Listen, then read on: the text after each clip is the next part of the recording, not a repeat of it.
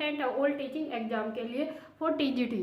तो देखिए resources of food, food के अंदर हमने क्या है पहले चैप्टर के अंदर डिस्कशन कर लिया था कि हमें फूड एनिमल्स और प्लांट से प्राप्त होता है। जो फूड हमें प्लांट से प्राप्त होता है वो फूड हमने पढ़े थे कि प्लांट्स के अलग अलग पार्ट को हम ईट करते हैं as a form of vegetable, as a form of vegetable. Like example हमने पढ़े थे रूट की फॉर्म में क्या हो गया कैरेट और रेडिस हो गया। उसके बाद हमने लीव्स की फॉर्म में पढ़ा था और स्टीम की फॉर्म में पोटैटो, टमाटो, जिंजर, ये सब हमने क्या कर लिया था वीडियो के फर्स्ट पार्ट में डिस्कशन कर लिया था। आज हम पढ़ेंगे कि हमें क्या है जो एनिमल से फूड प्राप्त होता है वो किस की फॉर्म में प्राप्त होता है, किस किस फॉर्म में प्राप्त होता है। तो देखिए एनिमल से जो हमें फूड प्राप्त होता है the food we get from animals, जो फूड हमें एनिमल्स से प्राप्त होता है सबसे पहले क्या आता है मिल्क। सेकंड क्या आता है हमारे पास, सेकंड होता है एग। थर्ड होता है मीट और फोर्थ क्या है हनी। ये क्या है हमें किससे प्राप्त होते हैं एनिमल से। तो मिल्क हमें जो प्राप्त होता है वो किससे, काऊ से, बफेलो, गोट, कैमल और याक। उसके बाद एग हमें किससे प्राप्त होता है हैन से एंड डक से। उसके बाद मीट किससे, फिश से, हैन से, गोट, शिप। उसके बाद हनी किससे मिलेगा, हनी बी से। उसके बाद देखिए जो मिल्क है, मिल्क को हम बोलते हैं कंप्लीट फूड। सबसे पहले हम डिस्कस करेंगे मिल्क के अंदर होता क्या क्या है, न्यूट्रेंट्स कौन कौन से होते हैं, प्रोटीन, उसके बाद फैट, मिनरल और विटामिन कौन कौन से होते हैं, विटामिन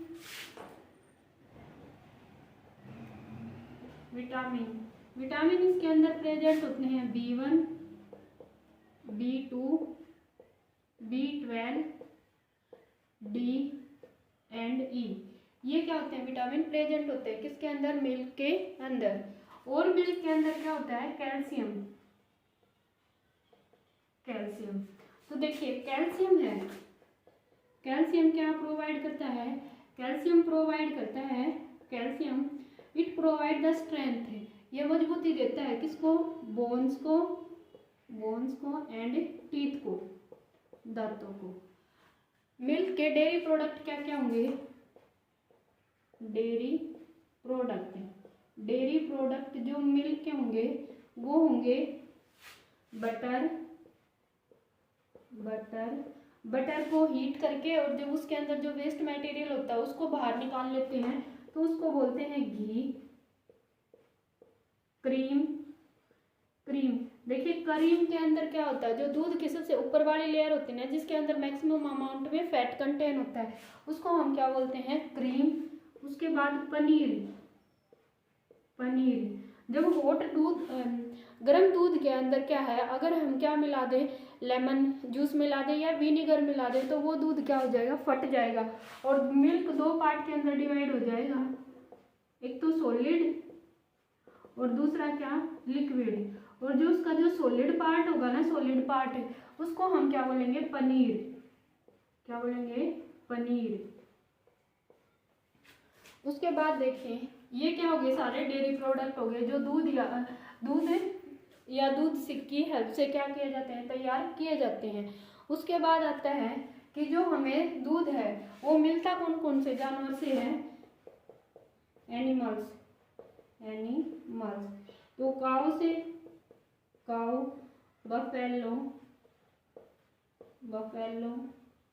कैमल, और याक।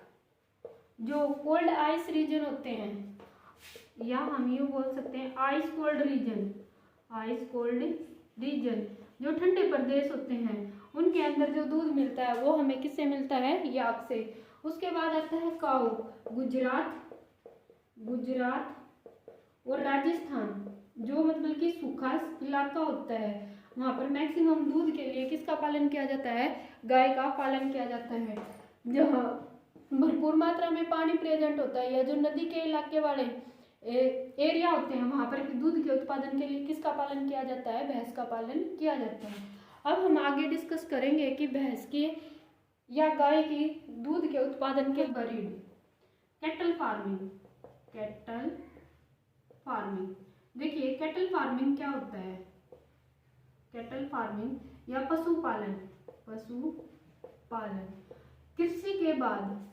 कृषि के बाद मनुष्य का जो दूसरा व्यवसाय है वो क्या है, पशुपालन। अब पशुपालन के अंदर क्या होता है, जब इंसान क्या है दूध के उत्पादन के लिए, जब इंसान क्या है या अपनी घरेलू जरूरतों को पूरा करने के लिए पशुओं को अपने घर के अंदर पालता है, तो उसको हम क्या बोलते हैं, कैटल फार्मिंग। अब देखिए कैटल फार्मिंग के अंदर क्या आता है, एक तो काऊ और दूसरा क्या, बफेलो। किसान क्या करता है, इनको अपने घर के अंदर रखता है, क्या करने के लिए, लार्ज अमाउंट में दूध का उत्पादन प्राप्त करने के लिए। और एक का पहले वर्ड आता है ब्रीड। देखिए ब्रीड या नस्ल क्या होती है, जब एक ही समूह के, एक ही प्रजाति के बहुत सारे जीवों को एक समूह के अंदर रख दिया जाता है। जब एक ही प्रजाति के बहुत सारे जीवों को एक समूह के अंदर रख दिया जाता है और उस समूह के अंदर कुछ सेम जानवरों के अंदर क्या है, डिफरेंट क्या पाई जाती हैं, विशेषताएं पाई जाती हैं। उसी प्रजाति के कुछ जीवों के अंदर उनसे अलग क्या पाई जाती हैं, विशेषता पाई जाती हैं, तो उसको हम क्या बोलते हैं, नस्ल। क्या बोलते हैं, एक प्रजाति के भीतर समान उत्पत्ति के जीव,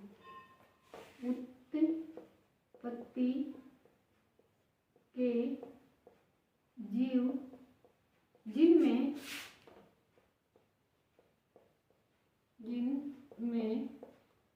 कुछ जीवों के अंदर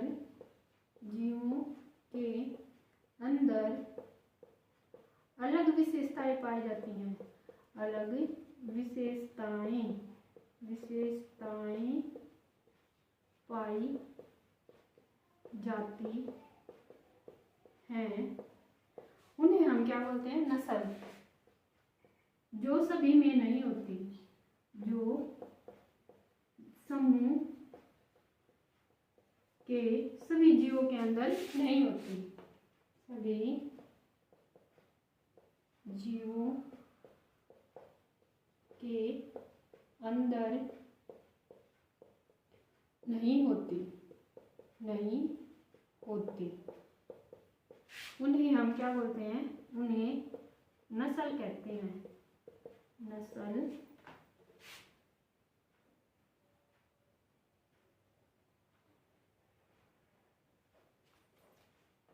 या क्या कहते हैं, ब्रीड कहते हैं। अब देखिए एक तो होता है डेयरी ब्रीड और दूसरा होता है ड्रोट ब्रीड। जो त्वचा होती है वो मोटी होती है और इनके अंदर क्या है, दूध उत्पादन की क्षमता क्या होती है, कम। जो चर्बी होती है वो क्या होती है, मोटी। और ये क्या करते हैं, ड्रोट ब्रीड और डेयरी ब्रीड का क्या है, इनके अंदर दूध उत्पादन की क्षमता क्या होती है, अच्छी। दुग्ध उत्पादन क्षमता बेटर होती है।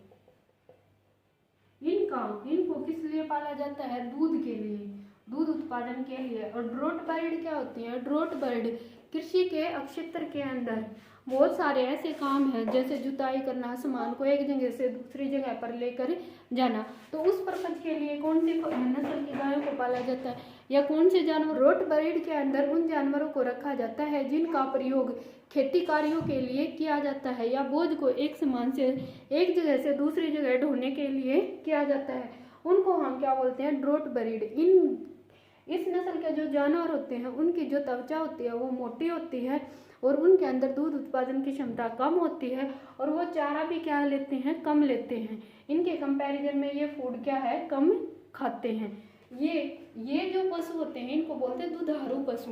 इन पशुओं के अंदर दूध उत्पादन क्षमता ज़्यादा होती है, इनकी चर्बी पतली होती है और ये क्या करते हैं? बहुत ज़्यादा फूड को डाइजेस्ट करके इनके अंदर कैपेबिलिटी होती है कि उसको किसके अंदर कन्वर्ट कर देते हैं? दूध के अंदर कन्वर्ट कर देते हैं। आगे देखिए, breed of cow. Breed of cow, गाय की कुछ नस्लें। और गाय का जो जेनेटिक नेम होता है ना, उस डेयरी